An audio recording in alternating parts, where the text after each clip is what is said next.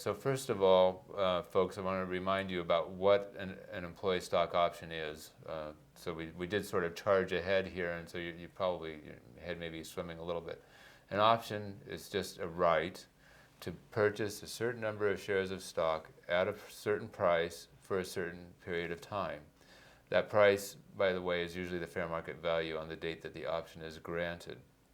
This is an agreement between the employee and the employer, and as John said, it usually goes for a 10-year period of time. Maximum. That's the maximum. It's particularly related to employee stock options, by the way.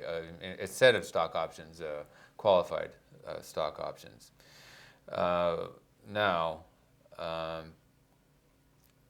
there is a thing. A lot of people say, "Well, options. Wait a minute. Isn't that high risk? Isn't that gambling when you're getting involved in these option exchanges?"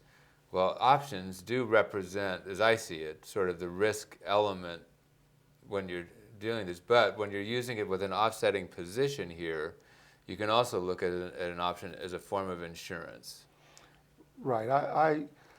I look at it as a form of risk reduction. Okay. Okay. But this is it's because this is the offsetting position, though. Right. So that's the see, key here. If you own those employee stock options, there's a lot of similarities between those things and the exchange-traded options. Yes. Even though you generally have longer lives here, you have restrictions on them with the employee stock options.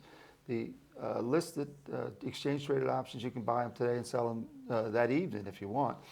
But there are similarities, okay? And the similarities are they're on the common stock of the company. Right.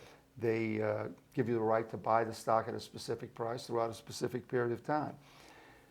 You can use those to reduce the risk that's inherent in holding the employee stock options by selling the calls, because they have similarities between themselves and the listed, the exchange-traded options have similarities with the employee stock options. So John, why don't you explain a little bit about what does it mean when you're selling a call? What is a call, and what does it mean when you're selling it? All right. A call is a particular type of exchange-traded option.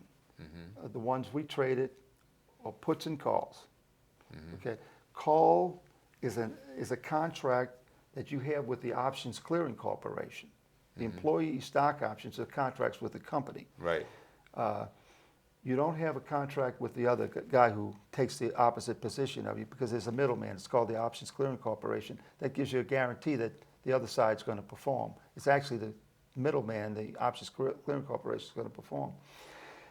Anyway, a call, if you buy it, you have to pay for it. Yes. Employee stock options, they're granted. And people say, "Oh, I got them for free. How can they be risky?" Well, you're really paying for it in the fact that you didn't get paid cash for the value that you got in those employee stock options. And you might have been able to get cash if you would have negotiated and you didn't like those options. Okay. So let me sort of try to clarify here.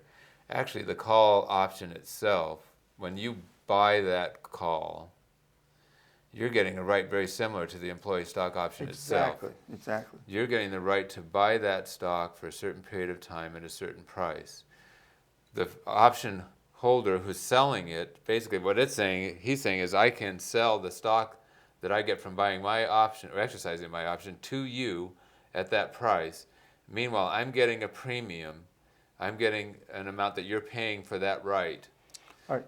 For this period of time. If you hold these employee stock options, you can make a sale, which is an opening transaction in these calls, yes, which has similarities to whereby if you actually sold the employee stock options. Yeah. Okay? Because one offsets the other. Yes. And although it's not a perfect offset, yes, because the exchange-traded calls that you're selling have shorter lives, and they're worth a little bit more because there are no restrictions on them. Right. But you can, in fact, effectively use the sale of those calls to reduce the risk of holding these highly speculative employee stock options, because they can go way, if the stock goes way up, you can make a few $100,000 or a millionaire. Yeah. Okay. of course, it may go up. You get a couple of $100,000 value, and then next year it's back where it started from, and you Yes. have a lot less. Right. And whereas you can, in fact, take some profits or reduce the risk that it will go back down by using these listed calls, or in some cases buying puts, which give you the right to sell the stock. Yes. Okay, and sometimes in combinations. Now, of course, I used to be a market maker trading options on the Chicago Board Options Exchange, and I did this every day. Yes. I traded 3,000 contracts a day for 10 years. Yeah. And 100 contracts, 100 trades a day. Yes. So it's all like second nature to me. Yes. But you don't have to be as efficient as a market maker to do extremely fast trades to pull this off. Yeah. You can just apply the principles. You sell long-term calls, Yes. and you don't want to forget about it, but Yeah. you don't have to worry about it Yeah. unless a lot of time passes or you get some extreme moves on the stock, therefore changing the theoretical and real value of your employee stock options. But you have an opportunity to reduce risk, enhance the value, and delay the taxes. Yes. Okay, so that's what I say to do, rather than make that premature exercise where you giving up some of the value and you're incurring an earlier tax. Okay. Okay. Let's talk for a moment about a few restrictions related to this, and like when you can't do it as it relates to employee stock options. Okay, good. The company can put it in their stock and options plan that you can't hedge it, and therefore you can't do it. However, that doesn't prohibit